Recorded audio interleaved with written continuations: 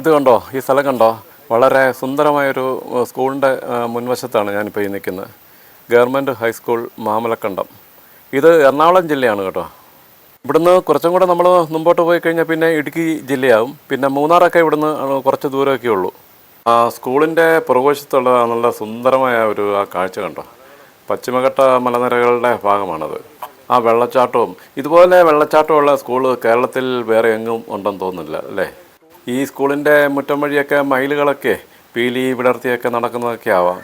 ആ മലഞ്ചെരുവിലൂടെ മാനുകളൊക്കെ ഓടി നടക്കുന്നതൊക്കെ ഇവിടെ നിന്നാൽ കാണാമായിരിക്കും. ഇന്ന് ഞായറാഴ്ചയാണ്, അപ്പം ഒരുപാട് ടൂറിസ്റ്റുകളുണ്ട്. ടൂറിസ്റ്റുകളെ കാത്ത് സ്കൂളിൻ്റെ വാതുക്കൽ കാത്തു കിടക്കുന്ന ജീപ്പുകൾ കണ്ട. നമുക്ക് അവരോട് ചോദിച്ചു നോക്കാം. എവിടെയൊക്കെയാണ് പോകുന്നത്? ജീപ്പ് നമ്മൾ കൊയിനിപ്പാറ എന്ന് പറഞ്ഞൊരു ഓഫ് റോഡ് ഉണ്ട്, ഒരു വലിയ ഓഫ് റോഡാണ്. കേരളത്തിലെ കേരളത്തിലെ തന്നെ നമ്പർ 1 ഓഫ് റോഡാണ്. നല്ല 3 വ്യൂ പോയിന്റുകളുണ്ട്. ശരിക്കും നല്ല കാലാവസ്ഥയാണെങ്കിൽ നമുക്ക് കേരളത്തിലെ ഒരു 3-4 ജില്ലകൾ തന്നെ കാണാം അതിന്റെ മുകളിൽ ചെന്ന് കഴിഞ്ഞാൽ. പിന്നെ ഒരു മുനിപ്പാറ എന്ന് പറഞ്ഞ സ്ഥലമുണ്ട്. അവിടെ നമുക്കൊരു നല്ലൊരു മനോഹരമായ വെള്ളച്ചാട്ടമുണ്ട്. അതുപോലെ തന്നെ നല്ലൊരു view point Malakkappara view point. പിന്നെ നല്ലൊരു ഓഫ് റോഡും ഉണ്ട്. അപ്പോൾ ജീപ്പിന് എത്ര? മുനിപ്പാറയാണ് നമുക്കൊരു 1000 രൂപ വരുന്നുള്ളൂ. നമുക്കൊരു 6-7 പേർക്ക് വരെ പോകാം. കൊയിനിപ്പാറയ്ക്ക് അത് 2500 രൂപ വരും. എന്നാലും നമുക്കൊരു 6 പേർക്ക് പോകാൻ പറ്റും. 6 പേർക്കാണ് നമുക്ക് പെർമിഷൻ. പോയിട്ട് വരാം. നല്ല അടിപൊളി സ്ഥലമാണ്. വന്ന് കണ്ട് ഇഷ്ടപ്പെട്ടില്ലെങ്കിൽ പൈസ ഗ്യാരണ്ടി പറഞ്ഞു. അതുകൊണ്ടെങ്കിൽ നമ്മൾ യൂട്യൂബിലും ഫേസ്ബുക്കിലും ഇട്ടാക്കാം. അതുകൊണ്ടെങ്കിൽ വന്നോളൂ. ഇതുകൊണ്ടോ അവിടെ മുൻവശം മുഴുവൻ ആ ജീപ്പുകൾ ഇങ്ങനെ കിടക്കുകയാണ്. ഈ സ്കൂളിൻ്റെ ആർച്ചിൻ്റെ താഴെ നിന്ന് ഇവിടെ വരുന്നവരെല്ലാം ഓരോ ഫോട്ടോ എപ്പോഴും എടുക്കാറുള്ളതാണ്. ആ പുറകിലെ ആ കാഴ്ചകളൊക്കെ നമ്മൾ എത്ര കണ്ടാലും നമുക്കങ്ങോട്ട് കൊതി തീരത്തില്ല. അത്ര സുന്ദരമായ കാഴ്ചകളൊക്കെ തന്നെയാണ് ഇവിടെ. ഇന്നിപ്പം ഞായറാഴ്ചയാണല്ലോ, അതുകൊണ്ട് സ്കൂളിനൊക്കെ അവധിയാണെന്ന്. ഇപ്പം ഞങ്ങൾ ഇപ്പോൾ ഇങ്ങോട്ട് വന്നത് KSRTC ബസ്സിലാണ്.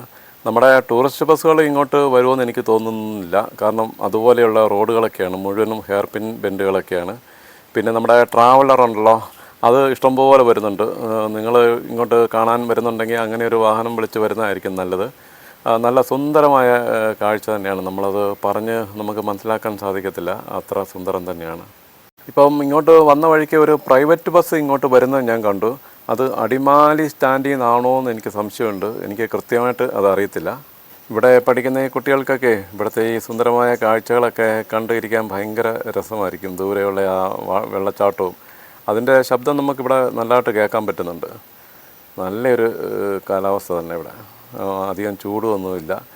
ഇവിടെ വൈകുന്നേരമൊക്കെ ആകുമ്പോൾ നല്ല മഞ്ഞ് എല്ലാം ഇവിടെ എല്ലാം ആകും. ഇപ്പം ഉച്ച പോലും ആയിട്ടില്ല. നല്ല സുന്ദരം കാഴ്ച. ഇന്നിപ്പം ഞായറാഴ്ച ആയതുകൊണ്ട് ഇവിടെ ഞാൻ പറഞ്ഞല്ലോ ടൂറിസ്റ്റുകൾ ഒരുപാടുണ്ട്. ഇവിടെ ഒത്തിരി കടകളും ഒക്കെയുണ്ട്. ഈ ഐസ്ക്രീമും മറ്റ് ഒരുപാട് ഈ നാരങ്ങ വെള്ളം അങ്ങനെ വിൽക്കുന്നതൊക്കെ ഒരുപാട് കടകളൊക്കെ ഉണ്ട്. ഇവിടെ ഏത് സൈഡിലെ കാഴ്ച എടുക്കണമെന്ന് അറിയത്തില്ല. ഇത് ഇങ്ങനെയുള്ള കാഴ്ചകളൊക്കെ നമ്മൾ നേരിട്ട് വന്ന് കണ്ടെങ്കിലേ ഉള്ളൂ നമുക്ക് അവിടുത്തെ ആ അന്തരീക്ഷവും ഇതെല്ലാം നമുക്ക് ആസ്വദിക്കാൻ പറ്റത്തുള്ളൂ. നമ്മളിങ്ങനെ കാണിച്ചു കഴിയുമ്പോഴത്തേക്ക് നിങ്ങൾക്ക് ഈ കാഴ്ച മാത്രമേ കാണാൻ പറ്റത്തുള്ളൂ.